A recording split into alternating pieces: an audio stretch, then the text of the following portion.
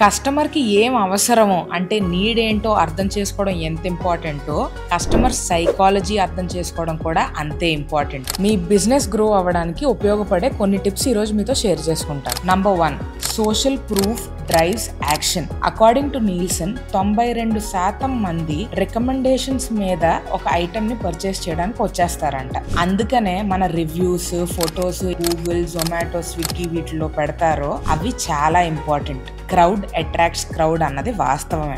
2, choice overload kills sales. Recent గా నేను ఒక షాప్ కి వెళ్తే వాళ్ళు ఇంత పెద్ద మెన్యూ నా చేతికి ఇచ్చారు. మేము డిసైడ్ చేసుకోవడానికి చాలా టైం పట్టి ఇంకేం తినకుండా వెళ్ళిపోయాం. This is called decision fatigue. Columbia University వాళ్ళు ఒక రీసెర్చ్ కండక్ట్ చేస్తే అందులోని అపారెంట్లీ ప్రొడక్ట్ క్యాటలాగ్ లోని 24 ఆప్షన్స్ ఉన్నప్పుడు ఓన్లీ 3% సేల్స్ కన్వర్షన్ అయిందంట. కానీ అదే మెన్యూలోని 6 ఆప్షన్స్ మెన్యూలో పెడితే 30% సేల్స్ కన్వర్ట్ అయ్యాయంట. Number 3, anchoring influences perception.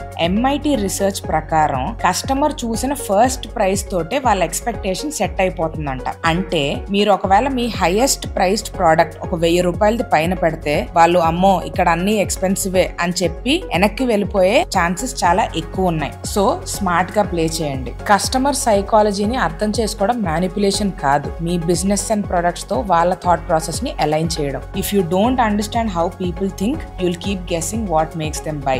Follow Yint Money for more tips like this.